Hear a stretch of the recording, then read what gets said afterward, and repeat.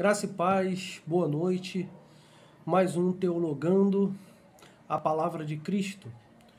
Evangelho segundo São Lucas, capítulo de número 9, a partir do versículo de número 23. A aula ela é baseada, em uma teologia bíblica básica. Então é aquela parte mais simples da teologia, a básica. Então vamos lá. Aqui o discípulo de Jesus deve levar a sua cruz. Do versículo 23 até o versículo de número 27, um texto bem conhecido nosso, que diz da seguinte forma: dizia a todos: se alguém quer vir após mim, a si mesmo se negue dia a dia, tome sua cruz e siga-me. Pois quem quiser salvar a sua vida, perdê-la-á. Quem perde a vida por minha causa, esse a salvará. Que aproveita o homem ganhar o mundo inteiro, se vier a perder-se ou a causar-se a si mesmo dano? Porque qualquer que de mim e das minhas palavras se envergonhar, dele se envergonhará o Filho do Homem, quando vier na sua glória e na do Pai e dos santos anjos. Verdadeiramente vos digo, alguns há dos que aqui se encontram que de maneira nenhuma passarão pela morte até que vejam o reino de Deus. Então, os cristãos, trazendo tudo isso, tanto para aquele tempo, o que Jesus estava falando para aqueles discípulos, para aquelas pessoas que ali estavam, que queriam e diziam que o seguiam, que estava com ele, como os jovens de hoje dizem, estamos fechados contigo, ou estamos juntos, enfim. Então, os cristãos, eles seguem o seu Senhor, imitam seu modo de vida e obedecem às suas ordens. Então, quer dizer, o verdadeiro cristão, aquele que realmente quer ser um discípulo de Cristo, ele faz dessa maneira, desse jeito. Então, isso é tomar a cruz, que significa também levar um instrumento de execução até o lugar da crucificação. Muitos galileus haviam sido mortos deste modo pelos romanos. Aplicado também aos discípulos naquele momento, Jesus falando a respeito da cruz, levar a cruz então significa identificar-se completamente com a mensagem de Cristo. Mesmo que isso emplacasse a morte. Então devemos negar o desejo egoísta de usar o nosso tempo e dinheiro como nos apraz e de escolher uma direção na vida sem levar em conta a vontade de Cristo. Temos que começar a entender isso, largar o nosso egoísmo, largar o nosso egocentrismo, pensar só em nós, só nas coisas que queremos, mas devemos falar como o apóstolo Paulo: já não sou eu quem vive, mas Cristo vive em mim. Esse viver que agora vivo, eu não quero viver mais na vontade da carne, não pelos desejos e pelas cobiças humanas, não pela ganância, não pela corrupção, não pela falsa paz, não pelos sofismas, ou seja, aquilo que parece uma verdade, mas não é. Não, eu quero viver a verdade de Cristo, o verdadeiro discípulo de Cristo, o verdadeiro cristão que quer ser obediente. Ele quer ser, não, ele tem que ser obediente a Cristo Jesus. Dessa forma e dessa maneira. Porque vai chegar no final, queridos, seremos recompensados. Essa é que é a nossa realidade. Essa é a nossa realidade. Porque seguir a Cristo nesta vida pode custar caro. Mas no final, a dor e o esforço e a perseverança e a instância nos dá lugar a uma viva esperança. E que viva esperança é essa, Décio? É a recompensa de morarmos com Cristo. É a recompensa de morarmos no céu e de ter vida eterna. Esta é a grande recompensa, é a salvação. Muitos pensam que estão sendo recompensados aqui, né, por uma cura, ou quando prosperam, né? E estão aí tantas teologias que tem aí, que elas estão em busca, irmãos, não da salvação, elas estão em busca do ganho próprio, né? Ageu, ele incentivando aos seus irmãos judeus a reconstrução do templo, ele disse: gente, vocês estão morando em casas bonitas, vocês estão enfeitando a casa de vocês, vocês estão cada vez melhorando mais a casa de vocês, enquanto a casa do Senhor está parada. O que ele estava querendo dizer com isso? É que aquelas pessoas, elas pararam de olhar para aquilo que elas deveriam realmente estar realizando e edificando, que era a casa de Deus, e começaram então a edificar as suas próprias vidas com riquezas, com bens materiais, gastando a sua vida com coisas efêmeras, com coisas passageiras. É isso que ele estava dizendo. E aí ele disse a cerne frase que é assim: cada um está correndo pela sua própria casa. E quem está correndo para a edificação da casa do Senhor? Cai no mesmo contexto ao qual nós estamos aqui. O discípulo de Cristo, ele é ousado. O discípulo de Cristo, ele não interessa. Se for para morrer por Cristo, nós vamos morrer por Cristo. Essa que é a nossa realidade.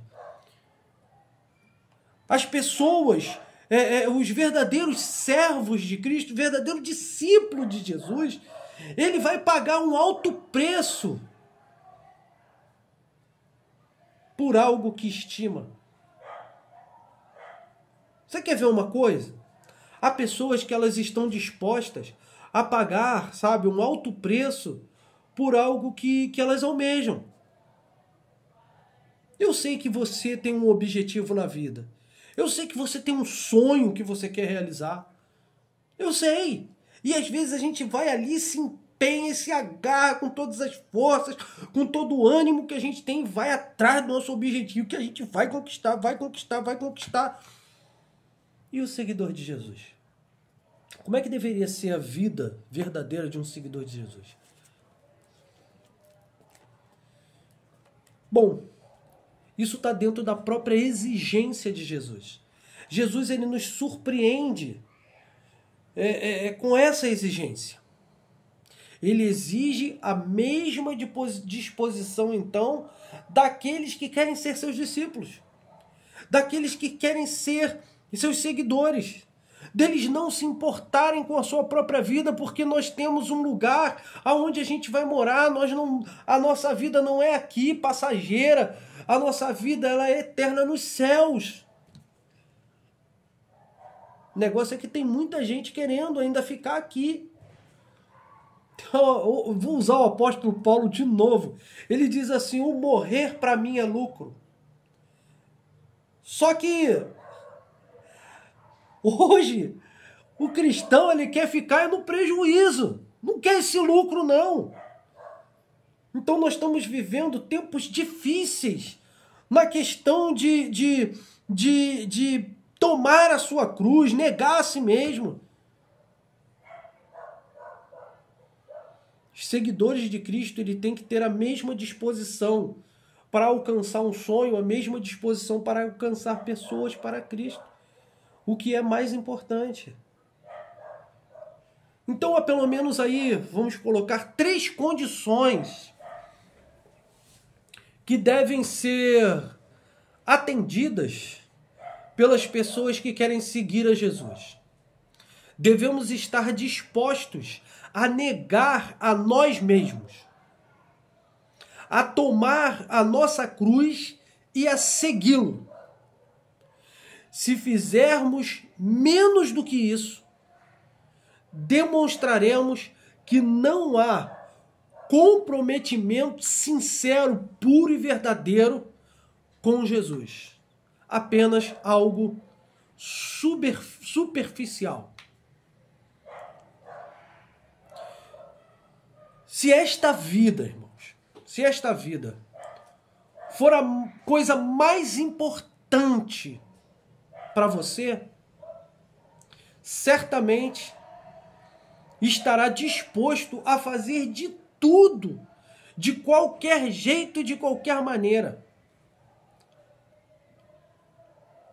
para você poder proteger você. Se a vida aqui, ela é importante para você, você fará qualquer coisa para se proteger. Para proteger essa vida aqui.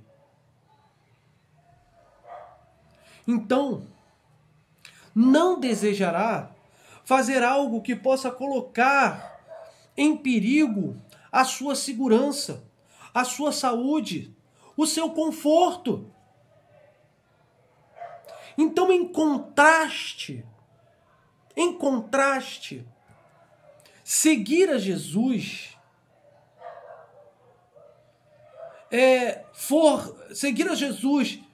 for mais importante, você começa então, ou melhor dizendo, você poderá ir a lugares inseguros,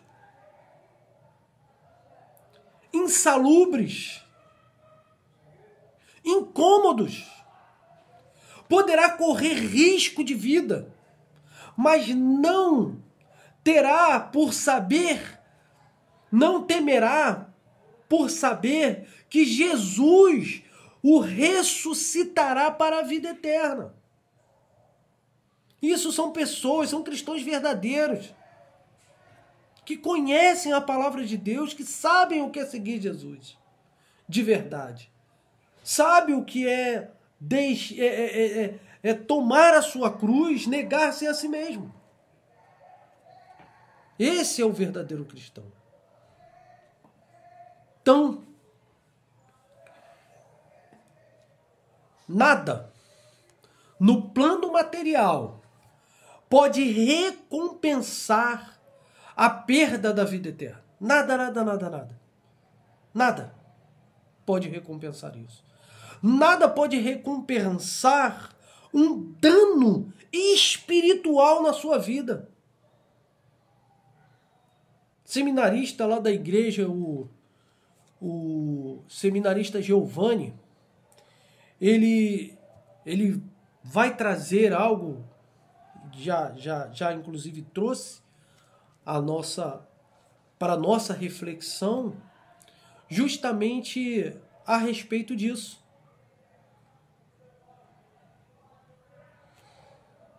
Como é que está a nossa vida diante de Deus?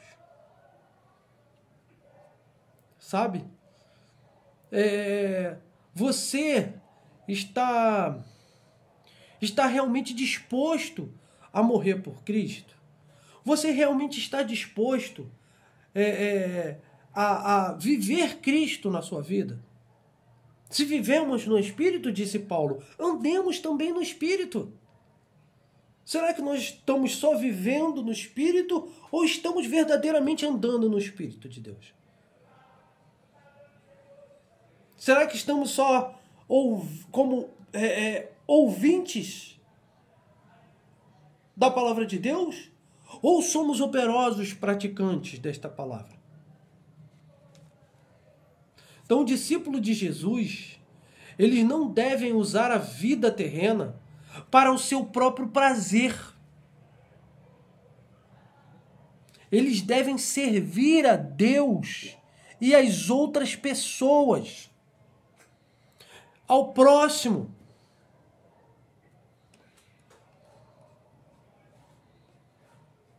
Naquele momento ali, o público também o público de Lucas eram os gregos.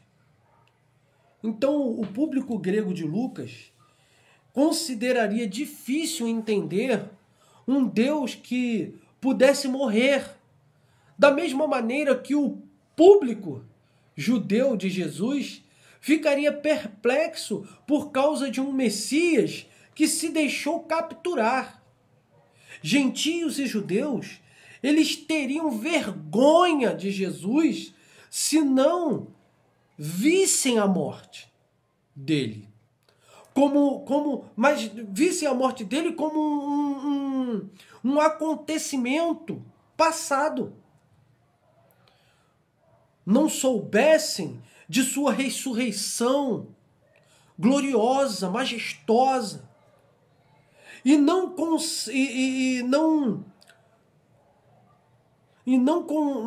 considerassem a segunda vinda de Cristo. Contudo, sabendo tudo isso, podem ver então Jesus não como um perdedor, mas como o Senhor do universo, o Deus de toda a terra, o soberano e eterno Senhor. Não como um perdedor, mas como o Senhor do universo. Por meio da sua morte, então trouxe a oportunidade da salvação para todas as pessoas. Para que nós, pregando o seu evangelho a todas as pessoas, dessemos então, assim como Noé, a oportunidade de entrar no reino de Deus. Assim como Noé, no dia da sua pregação, trouxe a oportunidade para a entrada na arca no tempo dele. Estou tratando aqui com vocês a respeito do versículo 26 e 27. Quando Jesus disse que alguns não morreriam, no versículo 27, sem ver o reino, ele referia-se a Pedro, Tiago e João, que testemunhariam a transfiguração 8 dias mais tarde. Ou, em um sentido mais amplo, a todos aqueles que pudessem ver a Cristo ressuscitado, assunto aos céus, assumindo então o reino de Deus. E no dia de Pentecostes, na distribuição do Espírito Santo sobre as nossas vidas, ele falava: aqui está o reino. Agora vocês fazem parte do reino. Agora vocês estão no reino de Deus. Eu costumo dizer que eu quero viver aqui assim como eu viveria no reino. Eu quero a cada dia ser melhor. Eu quero a cada dia estar largando algo que eu preciso largar, ou seja, negar a mim mesmo. Então, primeiro.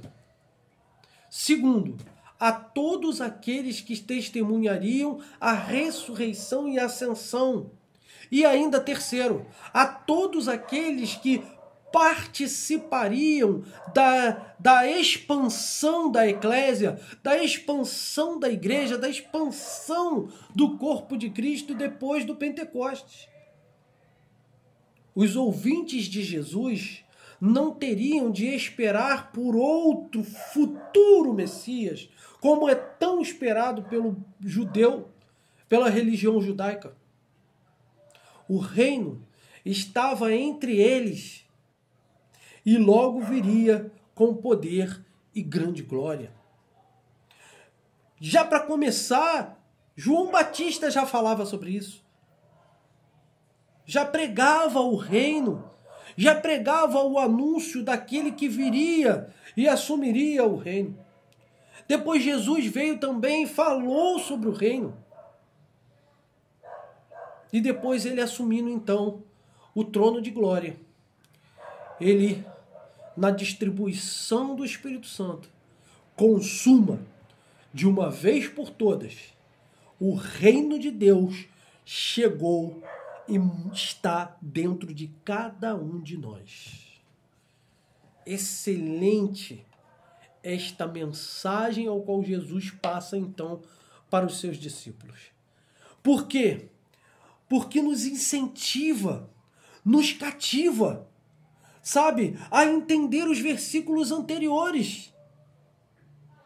Porque a gente começa a compreender que existe uma vida aqui que ela é passageira, que nós estamos aqui apenas como estrangeiros nessa terra. A nossa pátria não é essa. A nossa pátria é nos céus. E nós temos que ter essa convicção, porque se nós não tivermos essa convicção, se nós não tivermos essa certeza, não entraremos em lugares tenebrosos, escuros. E aí eu vejo, às vezes, o salmista falar: aquele que habita no esconderijo do Altíssimo, à sombra do Onipotente, descansa. Descansa por quê? Porque ainda que eu ande pelo vale da sombra da morte, nada me acontecerá. Vão cair 1000 à minha direita, 10.000 à minha esquerda, só que eu não serei abalado. A palavra de Deus nos promete isso. Por isso eu posso a cada dia tomar a minha cruz. O que ele quer dizer com tomar a minha cruz? Eu já falei. É você saber que você está em iminência de morte a qualquer momento. Por quê? Porque Cristo está em você. Quantas vezes Paulo passou aí por apedrejamentos, por fome, por prisões, por açoites? Ele fala sobre isso direto. Mas o dia que era para ser recolhido, o dia que era para ele ir para a glória, ele foi sem medo. Você sabe por quê? Porque ele disse uma coisa muito importante no fim da vida: cumpri a minha carreira, agora eu vou guardar a fé, porque eu sei que existe um lugar bem perto da rocha, bem junto a ti. Rocha, Jesus. Quero deixar essa mensagem aqui fincada no teu coração. Você que ainda não olhou nessa perspectiva, você que ainda não olhou para a sua vida como deveria realmente olhar, como um discípulo de Cristo Jesus. Levar a sua cruz é muito importante, muito importante. Quero falar agora com vocês, dar o próximo passo aqui a respeito da transfiguração, né? A transfiguração ela vai do versículo de número 28 até o versículo de número 36. Jesus então leva Pedro, Tiago e João ao topo de um monte para mostrar-lhes quem ele realmente era. Esse era o objetivo de Jesus. Mas existe uma outra coisa muito interessante que Jesus fazia muito, e ele fazia isso como exemplo para os seus discípulos e exemplo também para com as nossas vidas, é que Jesus separava um tempo para ter intimidade com Deus, ele separava um tempo para orar ao Senhor. Mas nesse dia ao qual ele fez isso, ele trouxe então Pedro, Tiago e João para atingir um objetivo com eles, mostrar quem ele verdadeiramente é. Por quê? Por causa da confissão de Pedro, no versículos 18 até o versículo de número 22. O que dizem aí que eu sou? Não, uns dizem que o senhor é isso, outros dizem que o senhor é aquilo, tal, não sei o quê. E aí Pedro lhe responde: não, tu és o Cristo de Deus. E aí Jesus, então, já que você fez essa confissão, e aí eu quero que os meus discípulos que estão mais íntimos comigo, que estão mais perto, eu quero que vocês vejam isso. Eu não quero somente que vocês ouçam, que vocês falem isso, que vocês entendam isso, mas eu quero que vocês testifiquem isso. Eu quero que vocês vejam isso verdadeiramente. E aí o que ele faz? Jesus ele leva Pedro, Tiago e João ao topo de um monte e lá ele mostra-lhe quem ele realmente era. Não apenas um grande profeta, mas o próprio Filho de Deus. Moisés representando ali a lei e Elias representando então ali os profetas. Aparecem no episódio da transfiguração de Jesus. Então a voz do Deus Todo-Poderoso, ela se revela e de Jesus e eles têm um deslumbre naquele momento com aquela voz de ouvir que ele é o Messias, ele é o ungido de Deus. Há muito tempo esperado. Isaías profetizou sobre ele. Zacarias profetizou sobre ele. Por que eu disse Isaías e Zacarias? Eu poderia ter dito também Daniel. Então vamos aí. Isaías, porque falou dele antes do povo ir preso para a Babilônia. Daniel fala do Messias lá para o futuro, estando ele em Babilônia. E Zacarias falou de Jesus Cristo vindo, o Messias vindo pós-Babilônia. É maravilhoso você poder ver tudo isso, e mais maravilhoso eu imagino que deveria ter sido, foi, né, para aqueles 3 discípulos, aqueles 3 apóstolos ali, Pedro, Tiago e João, vindo aquela concretização, o fato, aquilo é real, e isso pela fé agora nós alcançamos isso. Nós entendemos isso quando lemos essa passagem, isso é muito claro para todas as nós, para toda a nossa vida. É muito claro.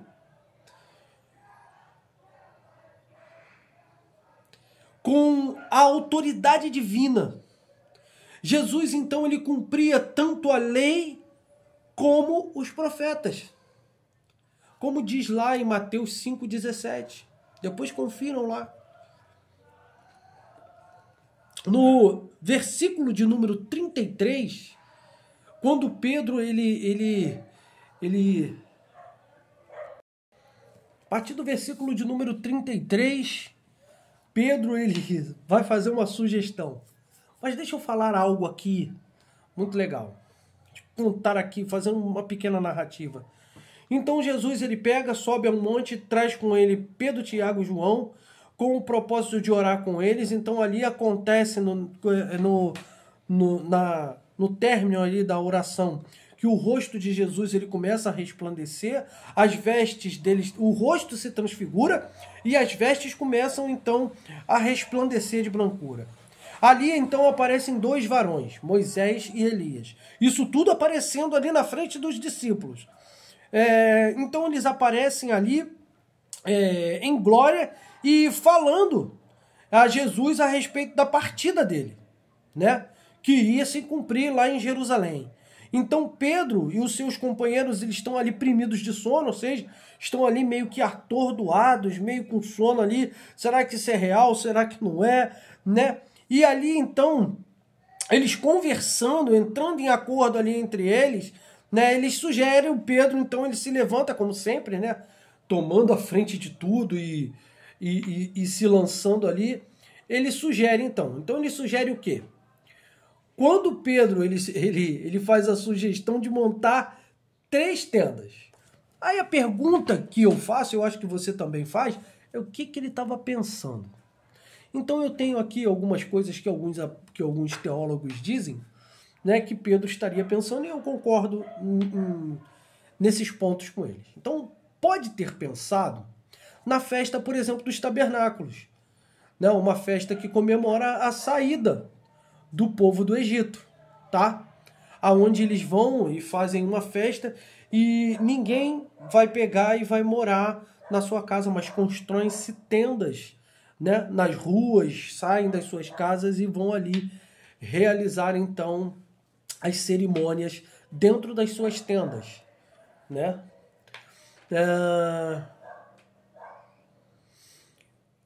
E essa comemoração é justamente essa que eu falei, a libertação que Deus deu a Israel da escravidão do Egito. Pedro também queria manter ali Moisés e Elias com eles. Mas isto não era o que Deus tinha em mente. Também pode ser que Pedro quisesse ali construir tendas para Jesus, Moisés e Elias, porque os discípulos, o discípulo compreendeu que a verdadeira fé, ela é fundamentada em 3 colunas. A primeira, a lei. A segunda, os profetas. E a terceira é Jesus, o Messias. Mas Pedro, ele cresceu em sua compreensão e, finalmente, ele escreveria a respeito de Jesus como sendo a pedra angular, eleita e preciosa da igreja. 1 de Pedro, capítulo 2, versículo 6. Então ele começa a entender a perfeição de quem Cristo verdadeiramente é. Ok? Ele é o principal, ele é o cabeça da igreja. Ele é aquele que não há em cima no céu, na terra ou embaixo na terra, nenhum homem, nenhum nome ao qual o homem possa clamar e ter salvação. É isso. Então, naquele momento, Pedro tem essas visões aí que muitos teólogos colocam, e eu concordo com essas visões aí. Ainda aí no versículo de número 33, Pedro, Tiago e João, então, eles experimentaram um momento maravilhoso na montanha e não queriam partir. Às vezes também temos uma experiência tão inspiradora que queremos então ficar onde estamos, longe da realidade dos problemas da nossa vida cotidiana. Saber que a luta nos aguarda no vale encoraja-nos a permanecermos no topo da montanha. Contudo, ficar ali impede-nos de servir aos outros. Assim, ao invés de nos tornarmos gigantes espirituais, rapidamente nos transformamos em anões devido ao nosso egocentrismo. Precisamos, queridos irmãos, de momentos de retiro e renovação. Mas, depois disso, devemos voltar a ministrar ao mundo, a evangelizar, a fazer missões urbanas. Nossa fé, ela deve fazer sentido tanto na montanha quanto fora dela. Jesus, ele chega, senta-se num poço, é o poço de Jacó. Vocês devem conhecer bem esta passagem. Aqueles que não conhecem, vou falar aqui rapidamente, dando alguns insights aqui sobre isso. E chega uma mulher, chamada mulher samaritana. E ali naquela conversa que ele está tendo, aquela mulher pergunta, ou melhor ainda, ela afirma, eles, olha, vocês judeus dizem que é em Jerusalém o lugar de adorar. Mas nós, samaritanos, acreditamos que é aqui nos montes, aonde Jacó adorou, o lugar de adorar. E aí Jesus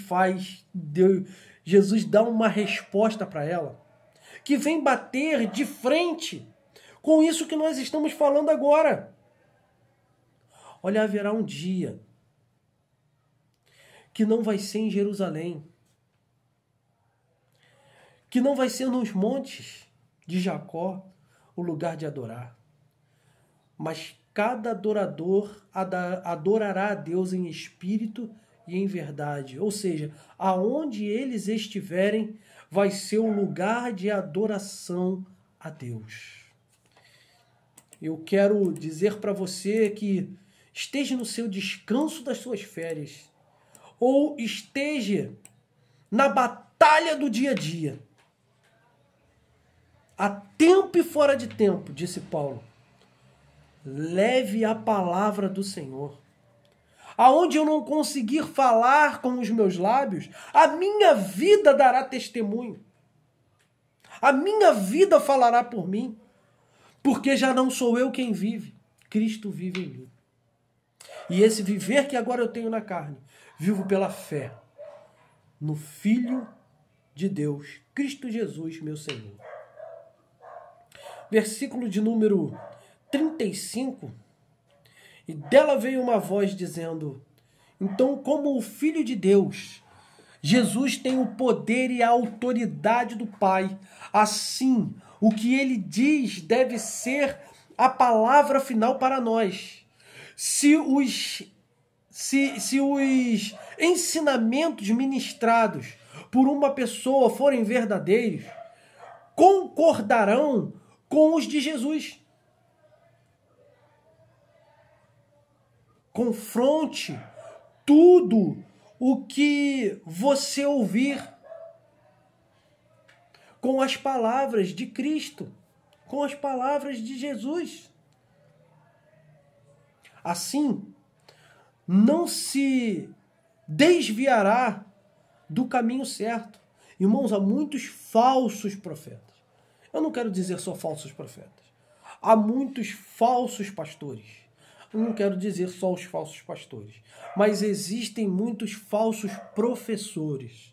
Existem muitos falsos mestres por aí, ensinando verdadeiros sofismas. Sofismas é uma mentira que parece verdade.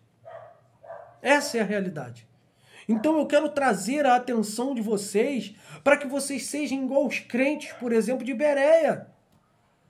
Por quê? Porque os crentes de Bereia, eles pegavam e confrontavam coisas espirituais com espirituais.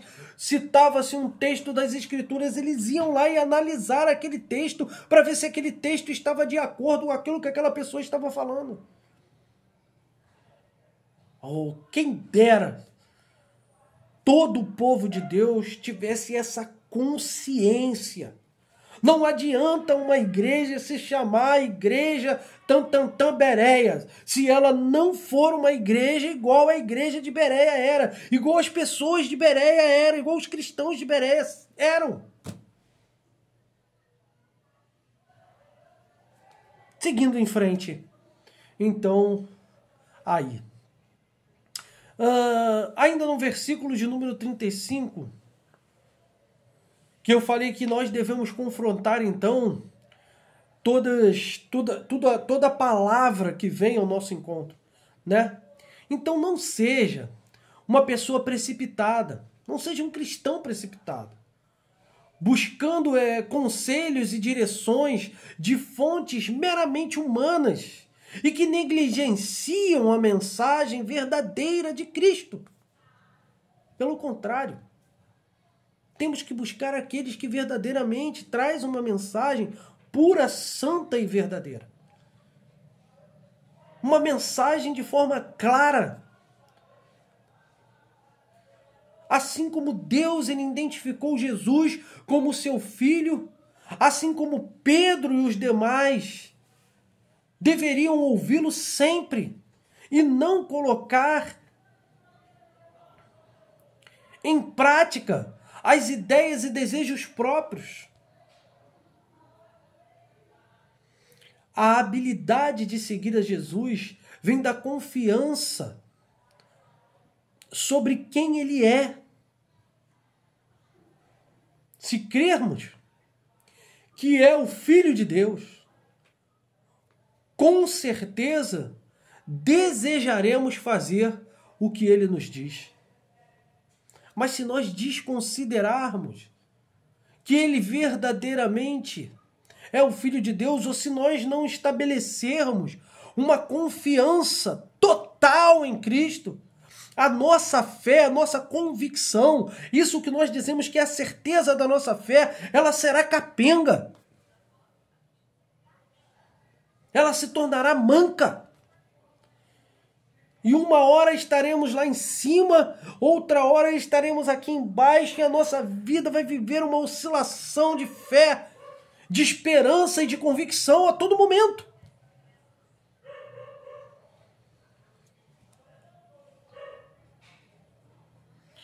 Espero que você, eu ou nós, venhamos, mediante essas palavras, termos a perspectiva de Paulo, de Pedro, de Tiago. Algumas pessoas acham que essas pessoas elas foram maiores e eram homens como qualquer um de nós, irmãos, mas que tinham os olhos destapados, os olhos espirituais destapados, os ouvidos destapados, a mente transformada, o coração desendurecido, podendo então ser guiados e dirigidos pelo vento do Espírito Santo de Deus. Sentiam o seu coração arder, traziam uma mensagem poderosa. Jesus Cristo salva, cura e liberta. Que Deus esteja a abençoar as nossas vidas. Que esta mensagem, que este ensino venha tocar poderosamente no teu coração. Que Deus nos abençoe nessa maravilhosa, estupêndula quinta-feira. Fiquem todos na graça e na paz do nosso Senhor Jesus Cristo. E até o nosso próximo Teologando a Palavra de Deus. Teologia Bíblica Básica. Em nome de Jesus. Graça e paz.